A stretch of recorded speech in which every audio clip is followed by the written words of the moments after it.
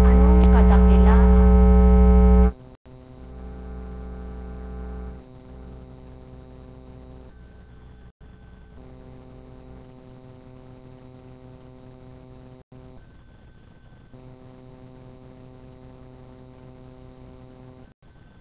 At nagpatotoong buhay siya, na di mulit-muli patutupad niya at pakikitang katotohanan sa mga anak niya. Natuwirang buhay din sa kanyang pananampalataya.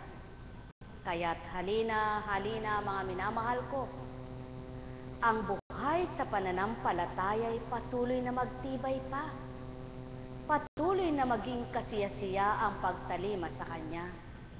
Maging ganap at maging makatotohanan sa pagtupad sa mga aral niya, upang sa gayoy patuloy niyang mapakita na tuwirang mapaghimala siya, sapagkat siya'y puspos ng kadakilaan, walang katapusan ng kapangyarihan, walang kamatayan noon, ngayon, at kailanman. Sumainyo ang paghahari sa isip, sa salita at sa gawa. Makamtan ninyo ang Diyos na dakila.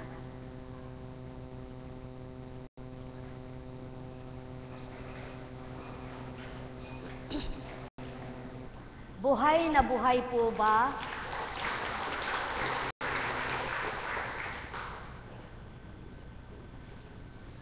Ay, pumalakpak na agad kaya tinigil na po. Buhay na buhay po ba ang pahayag ng isang alagad? Na sa inyo'y katatapos lang na tumindig. Yan po ang katotohanan. Kung minsan, alam mo wala ka, subalit mayroon pala. Alam mo kulang iyaong hawak mo, subalit sobra pa pala. At yan ang kahiwagaan ng Ama kapag kumilos siya. Totoong totoo at walang pagkabula. Nagsasapatos ang anghel patungo sa iyo. At kapag ayaw din naman sa iyo ng biyaya, maaga pa'y nagsasapatos, may medyas pa siyang paalis sa iyo. Subalit, hindi ito nagaganap sa may takot sa kanya, kundi ang karampot niyang biyaya. Siyang nangangalaga, nagpapaunlad pa. Kaya't ang kumikilala sa kanya at tuwirang hinanap siya, kung minsan sinasabi ng kapwa niya, bakit kaya pinagpala siya? Dalawang uri ang pagpapala sa lupa. Ang kayamanang pinagmulan ay kalooban ng Ama sa pagpapagal at pagsusumikap ng mga anak niya, at yung kayamanang may pinagmulang hindi maganda. Subalit kung minsan, hindi man maganda pinagmulan kapag nakita ng anak niya, ng Ama ang anak niya, na sa pagtanggap niya ay nagbago't nagsumikap siya, nagsisit, nagbalik loob sa kanya, at nagbagong lubos kinilala siya, pinangalagaan din ng biyayang sa palagay ng kapwa niya ay hindi tama pinagmulan. Sapagkat pawang katotohanan po, may mga tumama sa wedding na sinasabi ay masama. Subalit dahil marunong mga laga ang binigyan ng biyaya sa karampot na puhunan na tinama sa wedding na paunlad. Subalit, ang iba naman, pinanggalingan ay sugal na wala rin sa sugal. Buhay ba ang Ama? Pinanggalingan ay nakaw, naglahong bularin, na walang pinagmulan na di napunta rin sa masama. Buhay ba ang Ama? Ganyan lamang ang buhay. Kaya't sa ibabaw ng lupa, maganda at mabuti pinasibol ng Ama. Masama at mabuti pinasibol ng Ama. Pangit at maganda pinasibol ng Ama.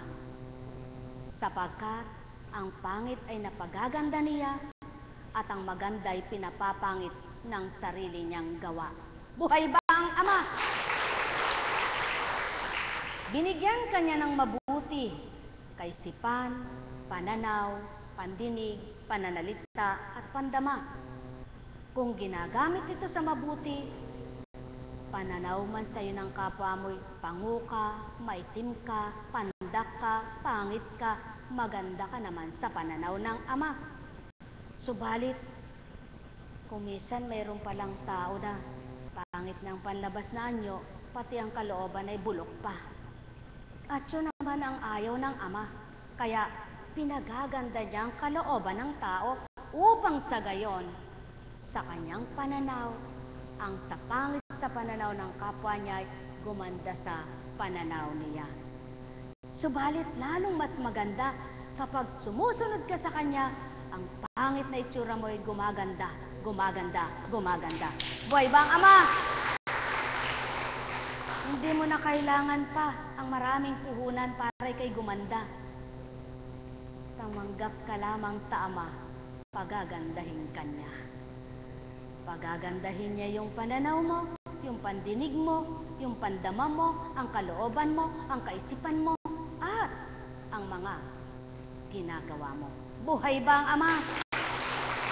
Kaya sa bawat araw na magandang ginagawa mo, gumaganda ang pananaw mo sa buhay. Kaya sa bawat pananaw mong maganda sa buhay, nagagalak ang iyong kalooban. At sa bawat kagalakan ng iyong kalooban, nagsusumakit kang mabuhay. At sa bawat pagsusumakit mong mabuhay, hindi mo namamalayan, araw-araw nakakahulagpos ka ng may kasiyahan. Buhay ba ang Ama? Kaya mga minamahal, napakabuti ng Ama.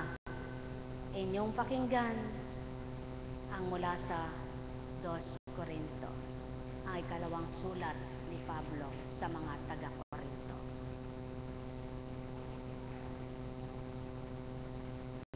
Ano ang kaugnayan ng nananampalataya sa di nananampalataya? O ng templo ng Diyos sa Diyos-Diyosan ng mga pagano? Tayo ang templo ng Diyos na buhay. Siya na rin ang may sabi, mananahan ako at mamumuhay sa piling nila. Ako magiging Diyos nila. At sila'y magiging bayan ko. Kaya't lumayo kayo sa kanila. Humiwalay kayo sa kanila, sabi ng Panginoon. Huwag kayong humipo ng anumang marumi at tatanggapin ko kayo.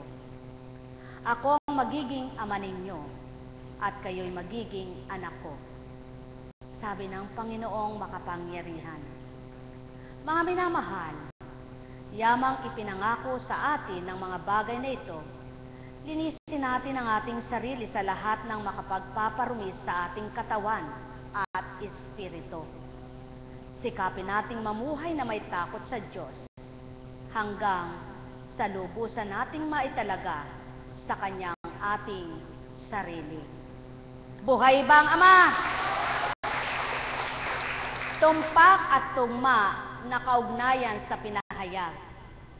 Kailangan munang pagsumikapan mo na gawin mo kung ano ang mababago sa sarili mo.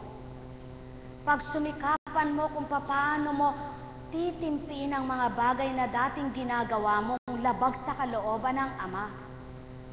Susundin mo ang kalooban niya, hindi ang ganang kalooban mo. Tutuparin mo ang ganang salita niya, hindi ang salitang narinig mo sa kapwa mo na pinagtiwalaan mo, subalit walang magagawa sa iyo. Ang Amang pagtitiwalaan mo sa mabuting pangako niya na sino mang anak niya ang kumikilala at tumatanggap sa kanya ay di mapapahamak. Bagkos, ang lumalapit sa kanya ay napag-aaruga niyang tuwiran at kinakalingan niyang lubusan. Kaya't sino ang wala na di magkakaroon? At sino ang nasa dilim na di nagliwanag? Kaya't iba yung lumalapit sa lumalayo. Iba yung kumikilala sa hindi kikilala. Kaya't yamang kayo'y mga anak ng Ama na naparito para sa kapatirang Divine Mercy, na batid ninyo kung ano ang dapat gawin sa bawat araw. Pagsumikapan ninyo, pagsumakita ninyo ng sarili nyo'y ilapit nyo pa at ilisya nyo naman ilayo sa hindi nararapat. Upang sa gayon, patuloy na ang budhi ninyo'y malinisan, ang kaisipan nyo'y gayon ding lilinis, at kung papaano nalilinisan ang inyong kalooban, hindi ninyo namamalayan, patuloy kayong nakalalapit ng mabuting loob ang taglay ni Numan. Buhay ba ang Ama? Kaya sa bawat araw na hindi ninyo nababatid, nang ginagawa nyo pala'y pawang kabutihan na sa pananaw ng Ama, ang isang hiling ninyo, pagdakay natanggap nyo, sapagkat sa ginagawa ng tao, doon nalulugod ang Ama, kaya sa hiling niya'y di binibigo siya. Buhay ba ang Ama? Kaya mga minamahal, pag sumikapan ninyong ang kalugod-lugod sa kanyang pananaw ang tupdin nyo, at ginagarantiyahan naman sa inyo ng Espiritu ng Ama, ang lahat ng mabuti may gantimpala, at ang masama ay may parusa. Buhay ba ang Ama? Kaya, ang dating walang pakialam sa kapwa, nagkakaroon na ng pakialam. Ang dating walang malasakit sa kapwa ay nagkakaroon ng malasakit. Ang dating walang pag-ibig sa kapwa ay nagkakaroon ng pag-ibig. At ang dating ginagawa niya ay puro masama, siya lang ang masyan, walang pakialam sa kapwa, basta siya lamang ang maligayahan. Hindi na siya gayon, kundi ang inaalam na kung paanong magiging maligaya ang kapwa niya upang sa gagawin niya ay maging kalugod-lugod siya. Buhay ba ang Ama? Kaya, ang dating hindi niya anak ay matatawag niya ng anak, at ang dating malayo sa kanya ay napalapit na tuwiran, sapagkat nakilala ang kanyang salita at ginawaran niya ng gawa. Mga minamahal, nawa kayong lahat na kapatirang Divine Mercy, malapit na sa Ama at di na mawawalay pa. Sapagkat kayo ay anak niya na tuwirang binigyan niya ng pundasyon, na ang pundasyong iyan, habang nagluluwat, umuusad ang araw, ang buwan, taon, lalong tumitibay. Ang may pandinig ay nakarinig. Buhay ba ang Diyos? Kaya, hindi kayang abutin ng mga tao na wala pang pangunawa ang salitang ganito. Malalim, subalit mababaw. Kapag patuloy mong hinanap ang kalooban ng Ama na madama mo at ang katwiran niya'y makilala mo, palalim ka ng palalim sa pananampalataya. Subalit, pababaw naman ang pababaw ang iyong inaahunan, hanggang makarating ka sa patag at ikay makasadsad ng ganap. Buhay ba ang Ama?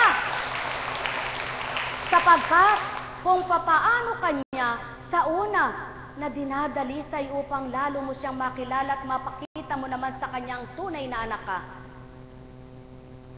kumikinang ka sa pananaw niya, tumitibay ka hanggang sa ikaw ay mabigyan niya ng karampatan na gantimpala sa ginawa mong mabuti sa iyong kapwa.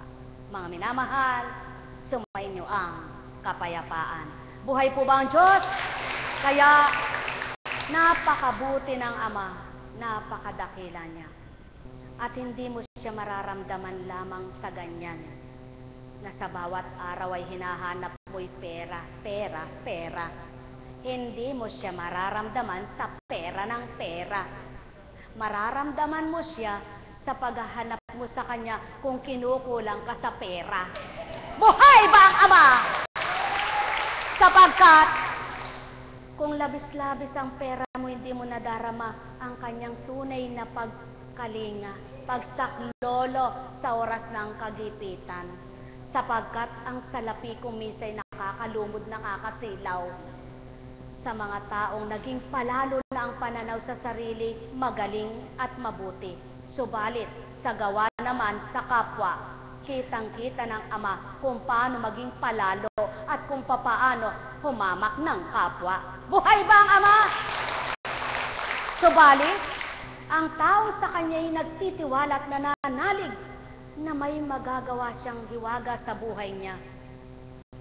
Sa walang hindi niya inaasahan, gumagawa ng paraan at siya'y nakakatanggap na sorpresa ang tawag. Mga minamahal, mabilis gumawa ang Ama. Kung papaano hagibis ang kidlat, ganun ang kapangyarihan niya. Kaya't kung nagtitiwala ka sa kanyang kapangyarihan, hindi nawawala ang pag-asa mo sa buhay. Kaya't kung nananalig ka sa kanyang kadakilaan, hindi mamamatay ang pananalig mo sa kanya kailanman, kundi habang ikaw ay dumaranas sa mga hindi mo kayang abutin, ipaaabot niya sa iyo kung siya'y hahanapin mo at lalapit ka sa kanya. Buhay ba ang Ama? Kaya mga mahal, sumainyo ang kapayapaan. Alalaong baga, ang may pandinig ay nakarinig. Sumainyo ang paghaharing walang patid. Buhay po ba ang Diyos? O tingnan nyo nga po, di natuwa po yung tinulungan niya sa hindi niya namamalayan, malulutas pala yung problema niya. Alam niyo po, kapag naglingkod ka sa Panginoon, marami kang makikitang kahiwagaan.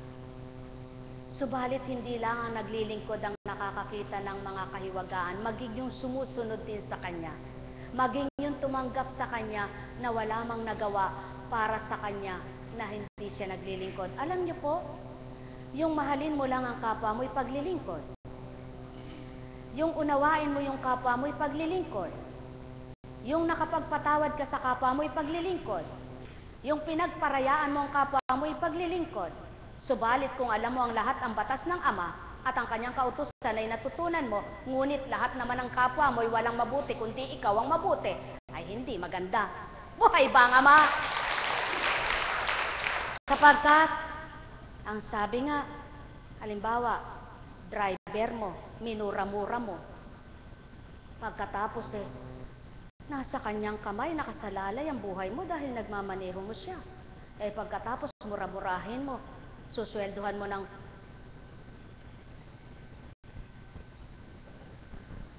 per day. Aba, kaya nga may mga loko-loko Dahil kulang na kulang, magpalinis ka nga kung magkano ang linis. Magkano linis? Driver mo na, tagalinis pa. Tapos mumura-murahin mo pa. Mabuti ka bang tao niya yan? Buhay ba ang Ama? Nako, ang mabuting tao, minamalasakitan yung pinaghihirap sa kanya. Ang buhay. Yung nilalagak sa kanya yung buhay. Driver mo na, binabayaran kita. Hindi ganon. Kung hindi ka naman pinagmaneho, hindi ka rin magbabayad sa kanya. Buhay ba ang Ama? Isang halimbawa lamang po ito. Isang halimbawa, mga minamahal ko, na kung pagninilayan ng tao ay totoong-totoo. Nasaan ang bait mo? At pag nagkalmante ka na at wala ka ng galit, sasabihin mo, pasensya ka na. Halos nga katilin mo na sa pagmumura mo. Buhay ba ang Ama? Mga minamahal, kay buti ng Ama, kay dakila niya. Isang halimbawa, nagmamaneho pa ang hinalimbawa. Bakit? Kung yung nagmamaniobra ng buhay mo ay binabaliwala mo, pag galit ka, paano kanyang isasadsad niyan? Tama ba ga, mga minamahal ko? Paano kanyang isasadsad? Samantalang alam mong siya may hawak ng buhay mo, ngayon binabaliwala mo, kapag may galit ka sa puso mo, ay hindi mo nakikilala ito. Naku naman, sino ka ba naman? Sasabihin sa'yo, ako nga ang dapat mong tingalain at kilalanin sapagkat ako ang nagmamaniobra ng buhay mo. Kaya lamang maraming tao ang alamay ang gawa niya, ang nagmaniobra ng buhay niya, hindi niya nakikita. Mga minamahal, sumainyo ang kapayapaan. Nekarameniyahan. Nekarameniyahan. Nekarameniyahan. Buhay po ba ang Diyos? May mga tao namang pinadadama yung kapwa niya para sabihin niyang tutulungan, pero saan ka? Kaya lang tinutulungan naman, kumikita yung kanyang salapi. At kung hindi na kumikita, doon mo na makikita yung natural niya. Kung totoo kanyang kinilala, kung totoo kanyang dinamayan, o may gusto lang pala sa iyo. Alam ninyo mga minamahal, ang ama'y walang malilihim sa isip at damdamin ng tao. Kaya, ang taong tumutulong ng ganap at totoo na may pag-ibig sa paglalahad, walang katapusan ng galak. Sapagkat kung paano siya nagpapagalak, pagagalakin din siya ng Ama. Mga minamahal, katotohanan itong sa akin tinuturo, ang may pandinig ay nakarinig. Nekarameniyahanang, nekarameniyahanang, nekarameniyahanang. Buhay po ba ang Diyos? Naku, alam niyo po, pag sa kalaliman na at katotohanan sabi ko, Ama, hindi ako nangungusap. Ginagamit mo lang ako. Wala akong alam dyan, ha? Alam niyo po, kanino ka dapat matakot at mahiya? Kayo, tanungin ko po kayo, kanino kayo dapat matakot at mahiya? Kaya wag niyo pong ikahiya ang tama. At huwag niyo pong palipitin ang katwirang matuwid, kundi ang matuwid ay ituwid at ang baluktot ay ituwid. Buhay ba ang Ama? Kaya, yamang kayo ay naririto. Gawin niyong marapat na kayo ay tumanggap sa bawat paglalakad inyong mawawalan. Itong saki binikas sa inyo ay ginawa upang magliwanag. Yamang kayo ay naririto. Pag-ibig na wagas ang siyang damhin nyo. Nadulot ko sa lahat ng mga tao bilang espiritu na di nyo nakikita ng inyong mga mata. Yamang kayo ay naririto. Suriin niyong mabuti mga tinuran ko. Ano bagang nasa ko? Ano ang layon ko? Kayo'y magsisuri, mayroon kayong diwa, mayroon kayong pandama, at buhay pa kayo. Pakaramdamin nyo mga salita ko. Anong bagay-bagang masisilayan ng mata na mabibitbit niya sa kaharian ng Ama. Niwala kayo, madadala tao, maging suot ninyo nang mamatay kayo. Pagkat iiwanan, mabubulok ito kasama ng laman nyo na lasong na buto nyo. At ang dadalhin nyo ay ang lilisan sa inyo. Yaon ang kaluluwa na babalik na ito. Kung sama magtutungo na pinagmula niya, yaon ay ang siyang makikinabang na totoo. At yan ang layon ko, ang pakinabang nyo, upang tamuhin nyo ang pagnanasa ko. Nang bawat araw ay masyahan kayo, makamtan niyong tuwiran ang tunay na buhay. O mga mahal, magnilay kayo, magbulay kayo, magtanto kayo. Ditmanin niyo ako masilayan, bawat araw ako sa inyo'y nagmamahal. O mga nilalang, katotohanan lang ang sakin sa inyo'y iniluwag. Gamit ko'y kapwa nyo na katulad ito. May butot laman na may buhay na tulad nyo. O mga mahal, magnilay kayo, magkulay kayo sa pagnanasa ko. Di man mahawakan, ganap ninyo ako, may aalay ko ang marapat sa inyo. Tao, mahal ko kayo, yan ang pawang katotohanan. Bawat araw ang layon ko, mabigkis ko kayo, malikot kung totoo.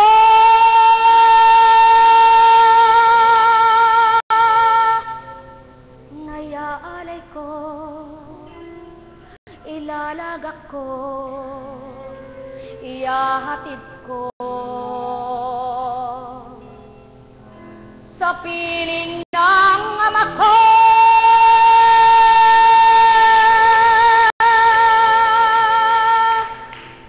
Na ama ninyo, pinakikilala ko.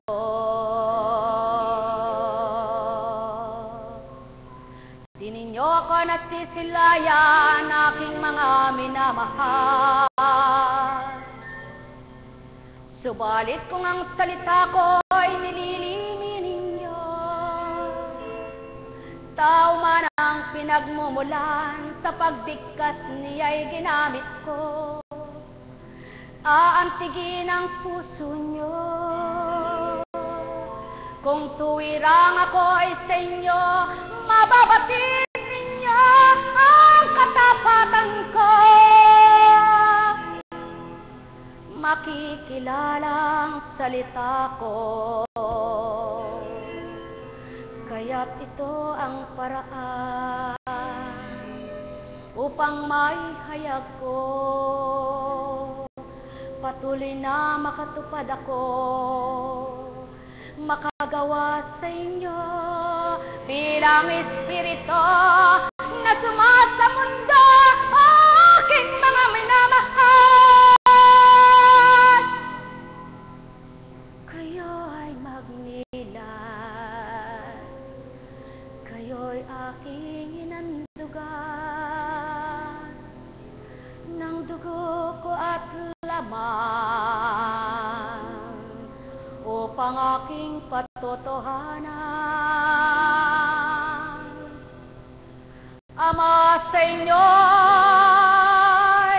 tuwirang nagmamahal, ganap at di kailanman mamamatay aking mga minamahal. Noon, ngayon at kailanman, Alpha at Omega ang naturingan, sa simula at maging wakas ng buhay niyo. Bilang kayo'y tao, nagmula sa labok, magbabalik sa labok.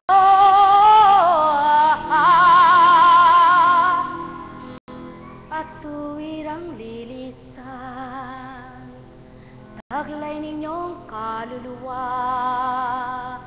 Kaya't ang layon at nasa ko'y iangkop ko sa inyo ang aking espiritu na mula sa Ama, na tuwirang Ama ninyo at Ama ko. Makilala nawa ninyo ang handog at katwiran ko,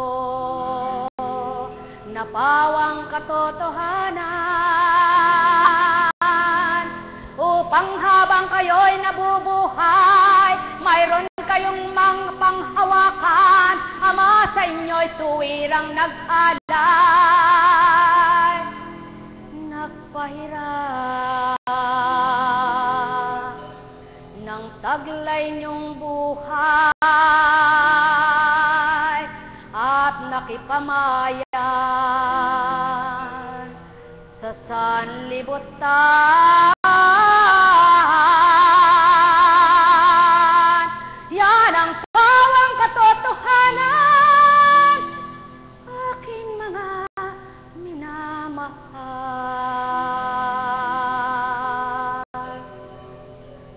Salita ko'y inyong pakinggan, nayulat na noon at ngayon magpakailanman.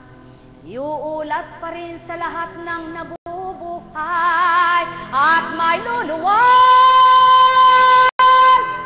huwag isisilang ang may pandinig ay nakarinig, ang may mata ay nagliwanag, pagkat walang nauna na di mahuli, walang nahuli na di mauuna. Tanggapin niyong Ama, pagkat mahal niya kayo, mahal na mahal, walang mali, walang kupas, walang kamatayan.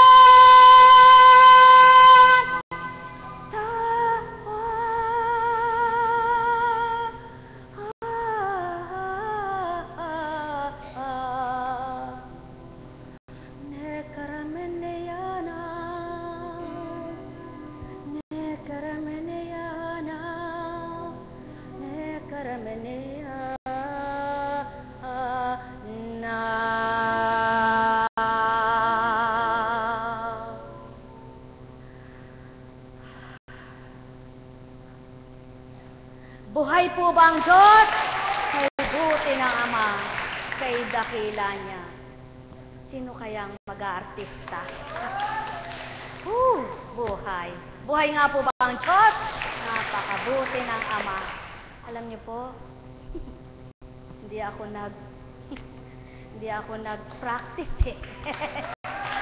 Dahil walang practice ang kaloob ng Diyos. Buhay po ba ang Diyos? Kaya sa inyong lahat, pagpalain kayong ganap. May narinig po ba kayo? May naunawaan po ba kayo? May nadama po ba kayo? Purihin nyo ang Diyos Ama, Diyos Anak, Diyos Espiritu, sapagkat buhay sa mundo. Ay, buhay! Kay dakila ng Ama. Wow! To the max.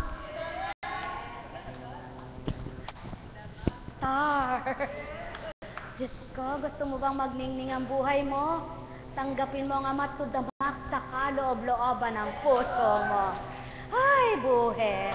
Buhay po ba ang Diyos? Napakabuhay tulad ng Ama. Napakabuhay talaga. Kaya sa inyong lahat, magnilay, magbulay, magtantong tuwiran. Masaya po ba ang buhay? Nako, talagang masaya ang buhay. Hambing po sa nagsisimulang maggawa ng tahanan. Halimbawa ay, ano ba ang unang ginagawa ng bumubuo ng tahanan? Humuhukay muna, no? Para ipundasyon ng pader. Kung ang kanyang bahay ay yung po bang binabalangkas sa simento, no? Sa mga hollow block.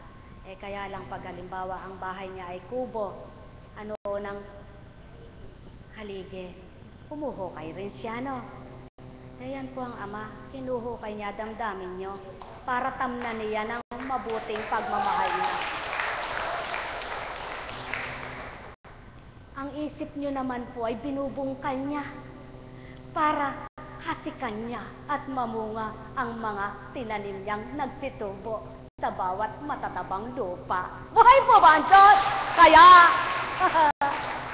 hanggang sa mabuo. At kapag katapos na yung bahay, magpapahinga ka, di ba?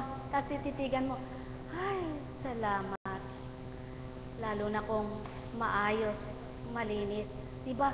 Ay, salamat. Kaya lang, iba't iba ang ugali ng tao. Merong gusto niya marumi, merong gusto niya malinis. Merong gusto niya kalat-kalat, merong gusto niya masinop. Merong gasul-gasul, at merong daskul-daskul. Alam kong may magagawa ang Ama. Alam kong may magagawa ang Ama. Pagkat winika niya, manalik ka na. Bawat araw ako sa inyo naghihintay. Alam kong ringgin kayo ng Ama. Alam kong ringgin kayo ng Ama. Pagkat winika niya, manalik ka na. Bawat araw ako sa inyo may nakalaan. Mayroong magandang mangyayari sa inyo. Aking mga minamahal, mayroong magandang mangyayari sa inyo. Manalig o mangkina tanggapin. Buhay po ba ang Diyos? Napakabuti ng Ama. Napakadakila niya. Oh, nako naman. Kay buti-buti ng Ama. Idakila. Nawa po'y makit lahat ng mga anak niya. Ang katotohanang siya'y dakila, buhay at walang kapantay.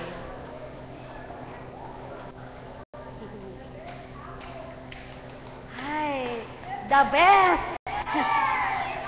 Jesus, Jesus, Jesus is name.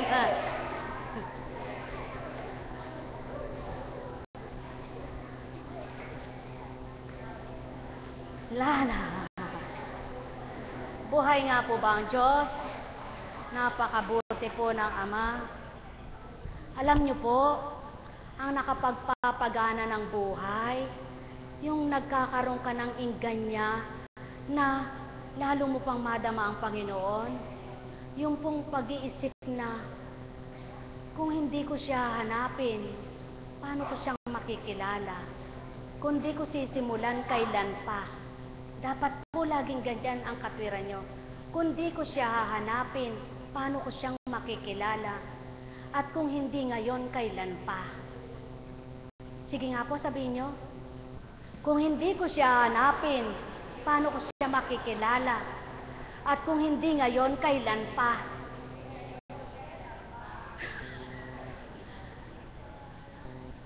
Yan, sabihin nyo sa sarili nyo yan. Lagi nyo sabihin sa sarili niya. At kung sa mga dinaranas ko, ako'y bibitiw sa Kanya, may Diyos na iba pa kaya? Kaya dahil isa lang ang Diyos mo, pagsusumikapan mo na ang iisang Diyos mong ito ay malugod sa pananaw niya ang ginagawa mo. Buhay po ba ang Diyos? Sapagkat alam mong hawak niya ang mundo, hawak niya ang katawan mo. Bilang bumuhay ay siya sa'yo, kaya niyang gawin ang lahat sa buhay mo. Yan lamang po, simple lang po, wala nang iba pang magiging katwiran ka. maraming hahanapin, kundi iyan lang. At kapag pinanindigan mo yan, araw-araw, di mo namamalayan, siya pala'y kapiling mo na. Hindi kailangang mamatay ka muna bago mo siya makapiling. Kahit buhay kay makakapiling mo siya at madarama mo siya at mararamdaman mo, buhay ang Espiritu niya. Hindi na kailangan pag mamatay ka pa, hihintayin mo pang mamatay ka, kung namatay ka sa impyerno ka pala. Hindi mo pa rin siya makakapiling. Maari kang maluwalhati kahit naririto ka sa lupa. Maari niyang iluwalhati ang pinagdaraanan mo kapag tinanggap mo siyang bukal sa puso mo, tapat sa puso mo, totoo sa puso mo. At sa piling ng kanyang espiritu, mapapatotohanan niyang siya'y hindi sinungaling. Siya'y buhay at kikilos na buhay sa iyong buhay. At mapapatotohanan lamang po ito, tulad ng sinabi, magpakatotoo ka. Magpakatapat ka. Umamin ka sa iyong pagkukulang, sa iyong kasalanan, sa iyong kamalian, sa iyong kalabisan, sa iyong kayabangan. At kapag naisuko mo yan, unti-unti niyang nagagawad sa iyo ang lahat ng hindi na dapat sa sarili mo. Sapagkat siya'y kinilala mo at nagkatakot ka na sa Kanya. Kaya mahihiya ka na ngayon gumawa ng hindi ka lugod sa Kanya. Yan lamang ang sekreto. Kapag nakuha nyo, aba, di na kailangan ng maraming commercial tao. Buhay ba ang Diyos? Mga minamahal, sumayin nyo ang kapayapaan. Sa pangalan ng Diyos Ama, Diyos Anak, Diyos Espiritu Santo, magsihayo kayong may galak sa puso nyo, sapagkat hindi na kailangan ng pagkahaba-habang mensahe, wala namang pumapasok sa diwa at tumatanggap sa kalooban. Pagkaiksi-iksi man kung tumimo ito sa damdamin, uuwi kayong may kasiyahan at kagalakan. Subalit hindi kaiksi-iksi, kundi mahaba-haba. Kaya sa madaling salita, umayo kayong may galak, may kasiyahan, puspos ng liwanag, puspos ng kasiyahang galak na magkaakibat, sapagkat nabuhay ang pag-asa at pag-ibig. Pagpalain kayo. Oh, dakilang Ama ko, wagas at tapat ang pag-ibig mo. Tunay na walang silbi ang buhay ng tao kung nawawalay at nawalay sa iyo. Kaya't paging dapatin mo ng bawat isang anak mong naririto ay ganap mabuksan ang pangunawa at pandama upang sa bawat mensaheng pahatid mo ay kumintal sa kanilang diwa, maghari sa kanilang kalooban, at tuwirang ikay apuhapin at makilalang tuwiran. Maging ganap nawa sa kanila ang sa iyo'y kaloob upang di masayang, sa bawat araw ay may makinabang, sapagkat walang ibang Diyos maliban ikaw, Diyos ng habag at awa, Diyos ng walang kapantay, noon ngayon at kailanman, Diyos na makapangyarihan. Ang lahat ay kaya mong gawing posible ang imposible. Kaya't sa kanilang lahat, igawad mo ang iyong patnubay, ikaw ang manguna, magharing ganap. Nekkarameniyahanam, nekkarameniyahanam, nekkarameniyahanam. Ay, buhay. Buhay po ba ang Diyos? Kaya sa inyo pong lahat, magandang umaga sa gabing ito. Mahal tayo ng Ama, pinahalagahan niya tayo, tayo ay binigay sa bugtong na anak upang ang kaligtasan ay kamtin. Huwag natin sayangin, damhin natin ang patnubay, at sa piling ng kanyang espiritu, tayo'y mabuhay ang pag-asa.